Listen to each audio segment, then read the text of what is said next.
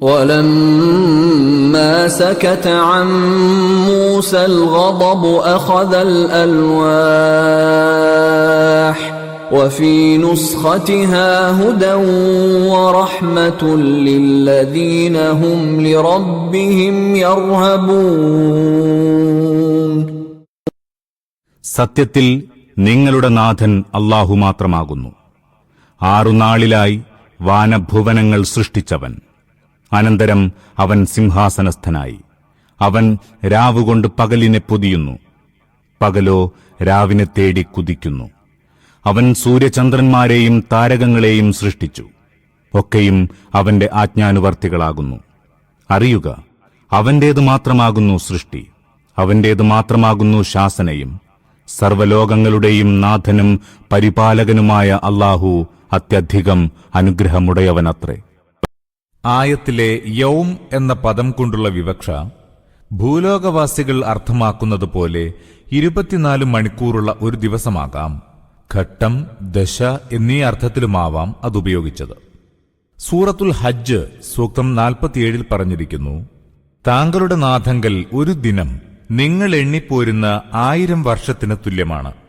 സൂറ അൽ മആരിജ് സൂക്തം 4 ഇങ്ങനെ കാണാം, മലക്കുകളും ജിബ്രീലും അവങ്കലേക്ക് ഉയരുന്നു 50,000 വർഷം ദൈർഘ്യമുള്ള ഒരു ദിനത്തിൽ. ഇതിന്റെ കൃത്യമായ വിവക്ഷ അല്ലാഹുവിനു മാത്രമേ അറിയൂ.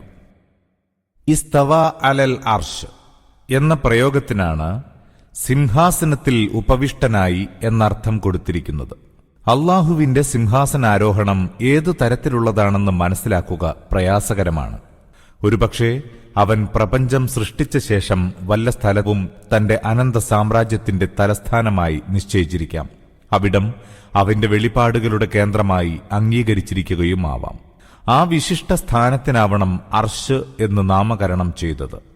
സമസ്ത ലോകത്തിന് അസ്തിത്വത്തിന്റെയും ശക്തിയുടെയും അനുഗ്രഹം ചൊരിയുന്നതും പ്രപഞ്ചകാര്യങ്ങൾ നിയന്ത്രിക്കപ്പെടുന്നതും അവിടെ നിന്നാവാം. അഥവാ ഭരണാധിപത്യമെന്ന് മാത്രവുമാവാം സിംഹാസനത്തിന്റെ വിവക്ഷ. സിംഹാസനത്തിൽ ഉപവിഷ്ടനാവുക എന്നാൽ പ്രപഞ്ചത്തെ സൃഷ്ടിച്ച ശേഷം അല്ലാഹു ഭരണാധിപത്യത്തിന്റെ കടിഞ്ഞാൺ കയ്യിലെടുക്കുക എന്നർത്ഥം.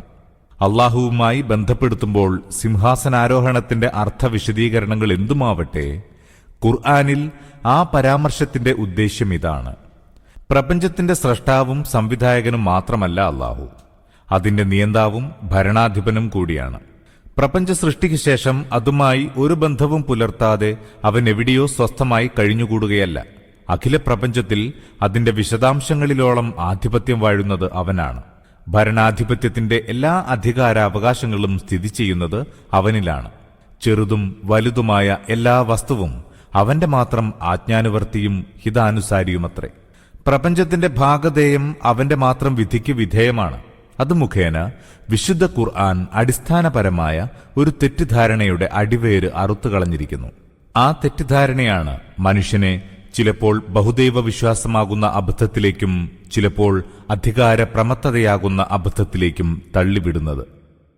മനുഷ്യൻ ഒന്നുകിൽ തന്റെ ഭാഗധേയം അല്ലാഹുവല്ലാത്ത മറ്റു വല്ലവരോടും ബന്ധപ്പെടുത്തുകയും അവരുടെ മുമ്പിൽ അടിമയായി തലകുനിച്ച് പൂജിക്കുകയും ചെയ്യുന്നു. അല്ലെങ്കിൽ തന്റെ ഭാഗധേയം നിർണയിക്കുന്നത് താൻ മാത്രമെന്ന് ധരിച്ച് സ്വന്തം ഇഷ്ടത്തിനനുസരിച്ച് ജീവിക്കുന്നു. ദൈവത്തിന് പ്രാപഞ്ചിക ഭരണകാര്യങ്ങളുമായി പ്രായോഗിക ബന്ധമൊന്നുമില്ലെന്ന അബദ്ധധാരണയുടെ അനിവാര്യ ഫലമാണിത്. ഇവിടെ ശ്രദ്ധേയമായ മറ്റൊരു സംഗതി ഇതാണ്. പരിശുദ്ധ ഖുർആനിൽ ധാരാളം സ്ഥലങ്ങളിൽ സൃഷ്ടിയും സ്രഷ്ടാവും തമ്മിലുള്ള ബന്ധത്തെ വ്യക്തമാക്കിയിട്ടുണ്ട്. അതിനായി മനുഷ്യഭാഷയിൽ നിന്ന് തെരഞ്ഞെടുത്തിട്ടുള്ളത് കൂടുതലായും രാജാധിപത്യത്തോട് ബന്ധപ്പെട്ട വാക്കുകളും പ്രയോഗങ്ങളും ഉപമകളും ശൈലികളുമാണ്. അർത്ഥം ഗ്രഹിച്ച് ഖുർആൻ പാരായണം ചെയ്യുന്ന ഏതൊരാൾക്കും മനസ്സിലാകുമാറ് അത്രയും സുവ്യക്തമാണ് ഖുർആനിലെ ഈ പ്രതിപാദന രീതി. എന്നാൽ ചില അല്പജ്ഞരായ വിമർശകർ അതിൽ നിന്ന് മറ്റൊരു നിഗമനത്തിലാണ് എത്തിച്ചേരുന്നത്. ഈ ഗ്രന്ഥം രചിച്ച കാലത്ത് രാജാധിപത്യ വ്യവസ്ഥയാണ് മനുഷ്യ മനസ്സിനെ സ്വാധീനിച്ചിരുന്നത്. അക്കാരണത്താലാണ് പോൽ ഗ്രന്ഥകർത്താവായി അവർ കരുതുന്ന മുഹമ്മദ് നബി ദൈവത്തെ ഒരു രാജാവായി സങ്കൽപ്പിച്ചത്.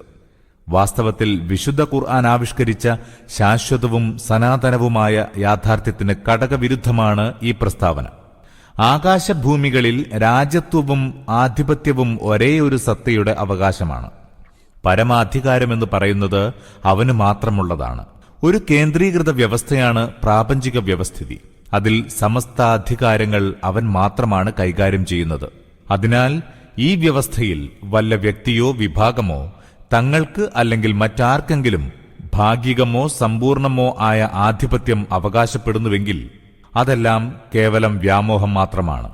ഈ വ്യവസ്ഥയ്ക്ക് കീഴിൽ സ്ഥിതി ചെയ്യുമ്പോൾ മനുഷ്യൻ ചെയ്യേണ്ടത് ആ ഒരേ ഒരു സത്തയെ ഏകദൈവമായും പരമാധിപതിയായും അംഗീകരിക്കുക മാത്രമാകുന്നു. സിംഹാസനത്തിൽ ഉപവിഷ്ടനായി എന്ന വാക്ക് ഉൾക്കൊള്ളുന്ന ആശയത്തിന്റെ കൂടുതൽ വിശദീകരണമാണ് സൃഷ്ടിയും ശാസനയും അവന്റേതു മാത്രമാകുന്നു എന്ന പ്രസ്താവന. അല്ലാഹു സൃഷ്ടികർത്താവ് മാത്രമല്ല, അധിപതിയും വിധികർത്താവും കൂടിയാണ്.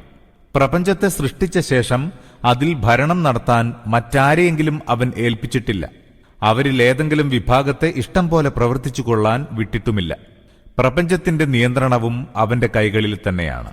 രാപ്പകലുകളുടെ ഭ്രമണം സ്വയമേവയുണ്ടാകുന്ന പ്രതിഭാസമല്ല, ദൈവിക നിയമപ്രകാരം സംഭവിക്കുന്നതാണ്. അവൻ ഇച്ഛിക്കുമ്പോൾ അത് തടയാം, അവൻ ഇച്ഛിക്കുമ്പോൾ അതിന്റെ ഘടന മാറ്റുകയും ചെയ്യാം. സൂര്യനും ചന്ദ്രനും നക്ഷത്രങ്ങളും സ്വയം ഒരു ശക്തിയുടെയും ഉടമകളല്ല. ദൈവിക ഹസ്തത്തിൽ കേവലം ആജ്ഞാനുവർത്തികളാണവ. അടിമകളെപ്പോലെ ദൈവം ഉദ്ദേശിക്കുന്ന കൃത്യങ്ങൾ നിർവഹിക്കുകയും വേണം. ആയത്തിൽ ഉപയോഗിച്ച തബാറക എന്ന പദം ബർക്കത്ത് എന്ന ധാതുവിൽ നിന്നുളവായതാണ്. വളർച്ച, വർദ്ധനവ്, സമൃദ്ധി എന്നെല്ലാമാണ് ബർക്കത്തിന്റെ മൂലാർത്ഥം. ഉയർച്ച, മഹത്വം, സുസ്ഥിരത, അടിയുറപ്പ് എന്നീ ആശയങ്ങളും ഇതിൽ ഉൾച്ചേർന്നിരിക്കുന്നു. ഈ എല്ലാ അർത്ഥങ്ങളോടുമൊപ്പം നന്മയുടെയും ഗുണസമ്പന്നതയുടെയും വിഭാവന അനിവാര്യമായും ഉൾക്കൊള്ളുന്നുണ്ട്. അപ്പോൾ അല്ലാഹു വളരെ ബർക്കത്തുള്ളവനാണ് എന്ന് പറഞ്ഞാൽ ഉദ്ദേശ്യമിതാണ്. അവന്റെ നന്മകൾക്കും ഗുണങ്ങൾക്കും അറ്റമില്ല. അളവില്ലാത്ത അനുഗ്രഹങ്ങളും ഔദാര്യങ്ങളും ധാരാളം പ്രവഹിച്ചുകൊണ്ടിരിക്കുന്നു. അത്യുന്നതവും അത്യന്തം ഉത്കൃഷ്ടവുമായ അസ്തിത്വമാണവൻ. അവന്റെ ഔന്നത്യവും ഉത്കൃഷ്ടതയും എങ്ങും അവസാനിക്കുന്നില്ല. അവന്റെ നന്മയും മേന്മയും സുസ്ഥിരമാണ്, താൽക്കാലികമല്ല. അതിനൊരിക്കലും അവസാനമില്ല. واختار موسى قومه 70 رجلا لميقاتنا فلما أخذتهم الرجفة قال رب لو شئت أهلكتهم من قبل وإياي أتهلكنا بما فعل السفهاء منا إن هي إلا فتنتك تضل بها من تشاء وتهدي من تشاء أنت ولينا فاغفر لنا وارحمنا وأنت خير الغافرين. താഴ്മയോടുകൂടിയും സ്വകാര്യമായും നിങ്ങളുടെ റബ്ബിനെ പ്രാർത്ഥിക്കുവിൻ. നിശ്ചയം അവൻ അതിക്രമകാരികളെ ഇഷ്ടപ്പെടാത്തവനല്ലോ. واكتب لنا في هذه الدنيا حسنة وفي الآخرة إنا هدنا إليك قال عذابي أصيب به من أشاء ورحمتي وسعت كل شيء فسأكتبها للذين يتقون ويؤتون الزكاة والذين هم بآياتنا يؤمنون. ഭൂമിയുടെ സംസ്കരണം കഴിഞ്ഞിരിക്കെ ഇനി അതിൽ നാശമുണ്ടാക്കാതിരിക്കുവിൻ. ഭയത്തോടും പ്രതീക്ഷയോടും കൂടി അല്ലാഹുവിനെ മാത്രം പ്രാർത്ഥിക്കുവിൻ. നിശ്ചയം ദൈവാനുഗ്രഹം നന്മ ചെയ്യുന്നവരോട് അടുത്താകുന്നു. ഭൂമിയിലെ വ്യവസ്ഥ താറുമാറാക്കരുത്. അല്ലാഹുവിന് അടിമപ്പെട്ട് ജീവിതം നയിക്കുക എന്ന ശരിയായ നയവിശേഷത്തിൽ നിന്ന് വ്യതിചലിക്കുക, എന്നിട്ട് മനുഷ്യൻ തന്റെയോ മറ്റുള്ളവരുടെയോ അടിമയായി വർത്തിക്കുക. അള്ളാഹുവിന്റെ നിർദ്ദേശം കൈയൊഴിക്കുക, തുടർന്ന് മറ്റു വല്ലവരുടെയും മാർഗനിർദ്ദേശമനുസരിച്ച് ഉണ്ടാക്കപ്പെട്ട നിയമങ്ങളുടെയും തത്വങ്ങളുടെയും അടിത്തറമേൽ തന്റെ സദാചാര സാമൂഹിക നാഗരിക ജീവിതത്തെ കെട്ടിപ്പടുക്കുക. ഇതാണ് ഖുർആന്റെ ദൃഷ്ടിയിൽ നാശത്തിന്റെ നാരായ വേര്. ഇതിൽ നിന്നാണ് ഭൂമിയുടെ വ്യവസ്ഥയിൽ കുഴപ്പത്തിന്റെ നാനാരൂപങ്ങൾ പ്രത്യക്ഷപ്പെടുന്നത്. ഈ നാശത്തെ തടയുകയാണ് ഖുർആന്റെ ഉദ്ദേശ്യം. ഇതോടൊപ്പം ഖുർആൻ മറ്റൊരു യാഥാർത്ഥ്യം കൂടി ഇവിടെ ഉണർത്തുന്നു. നാശമോ തകരാറോ അല്ല ഭൂമിയുടെ വ്യവസ്ഥയിൽ അടിസ്ഥാനപരമായിട്ടുള്ളത്. നന്മ പിന്നീട് താൽക്കാലികമായി വന്നു ചേർന്നതുമല്ല, മറിച്ച് നന്മയാണ് അടിസ്ഥാനപരമായിട്ടുള്ളത്. മനുഷ്യന്റെ അജ്ഞതയും ധിക്കാരവും കൊണ്ട് മാത്രം പിന്നീടുണ്ടായതാണ് തിന്മ. മറ്റൊരു വിധം പറഞ്ഞാൽ അജ്ഞത, കാടത്തം, ബഹുദൈവത്വം, ദൈവധിക്കാരം, ധാർമ്മിക അരാജകത്വം എന്നിവയിലല്ല ഭൂമുഖത്ത് മനുഷ്യജീവിതം ആരംഭിച്ചിട്ടുള്ളത്. ആ തിന്മകൾ ദൂരീകരിക്കാനായി ക്രമേണ സംസ്കരണ സംരംഭങ്ങൾ നടത്തപ്പെട്ടുവെന്നതുമല്ല ശരി. വാസ്തവത്തിൽ നന്മയിലാണ് മനുഷ്യജീവിതത്തിന് ആരംഭം കുറിക്കപ്പെട്ടത്. കാലാന്തരത്തിൽ വഴിതെറ്റിപ്പോയ മനുഷ്യർ തങ്ങളുടെ വിഡ്ഢിത്തങ്ങളും തോന്യാസങ്ങളും കൊണ്ട് ആ നന്മയുടെ വ്യവസ്ഥയെ താറുമാറാക്കുകയാണുണ്ടായത്.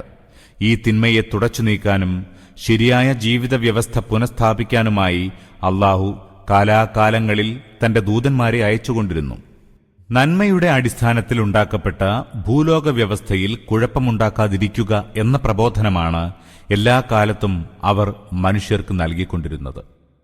ഈ വിഷയകമായി ഖുർആന്റെ വീക്ഷണഗതിയും അബദ്ധജടിലമായ പരിണാമസങ്കല്പത്തിൽ നിലകൊള്ളുന്നവരുടെ വീക്ഷണഗതിയും ഭിന്നമാണ്. അവരുടെ സിദ്ധാന്തപ്രകാരം മനുഷ്യൻ അന്ധകാരത്തിൽ നിന്ന് ക്രമേണ പ്രകാശത്തിലേക്ക് വരികയാണുണ്ടായത്. സംഹാരത്തിൽ ആരംഭിച്ച അവന്റെ ജീവിതം പതുക്കെ പതുക്കെ നിർമ്മാണത്തിലേക്ക് വന്നുകൊണ്ടിരുന്നു. ഈ പ്രക്രിയ ഇപ്പോഴും തുടരുന്നുവെന്നാണ് അവർ പറയുന്നത്.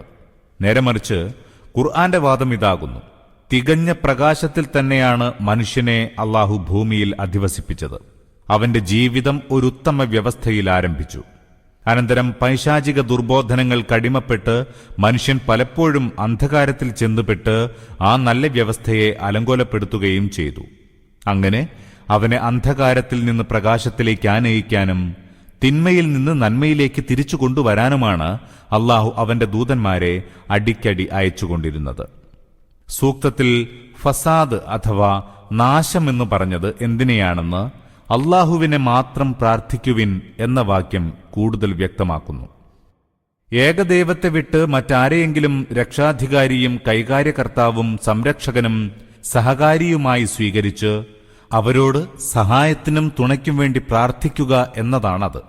മനുഷ്യന്റെ ഈ സഹായാർത്ഥന വീണ്ടും ഏകനായ അള്ളാഹുവിൽ മാത്രം കേന്ദ്രീകരിക്കുക എന്നതത്രേ സംസ്കരണം.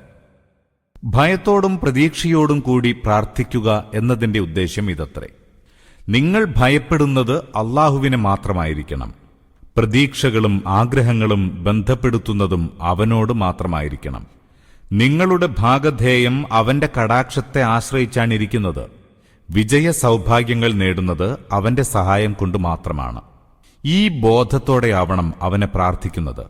ആ സഹായം എവിടെ എപ്പോൾ തടയപ്പെട്ടാലും സൃഷ്ടികൾക്ക് പരാജയവും നാശവുമല്ലാതെ മറ്റൊരു ഗതിയുമുണ്ടാവുന്നതല്ല.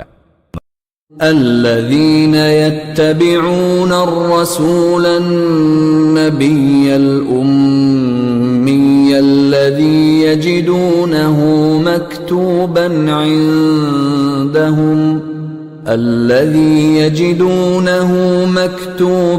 عندهم في التوراة والإنجيل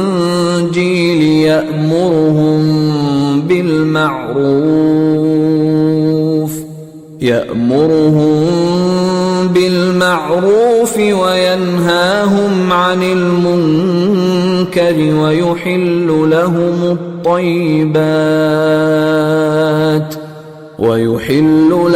الطيبات ويحرم عليهم الخبائث ويضع عنهم إصرهم والأغلال التي كانت عليهم فالذين آمنوا به وعزروه ونصروه واتبعوا النور الذي أنزل معه هم المفلحون. തന്റെ അനുഗ്രഹത്തിന്റെ മുന്നോടിയായി സുവാർത്തയേകുന്ന കാറ്റുകൾ അയക്കുന്നതും ആ അല്ലാഹു തന്നെയാകുന്നു.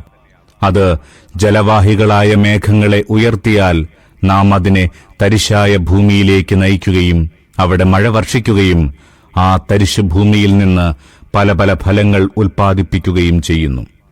നോക്കുക, ഇவ்விധമാകുന്നു മരിച്ചവരെ നാം മൃതാവസ്ഥയിൽ നിന്ന് പുനരുദ്ധരിക്കുന്നത്. ഈ കാഴ്ചയിൽ നിന്ന് നിങ്ങൾ പാഠം പഠിച്ചെങ്കിൽ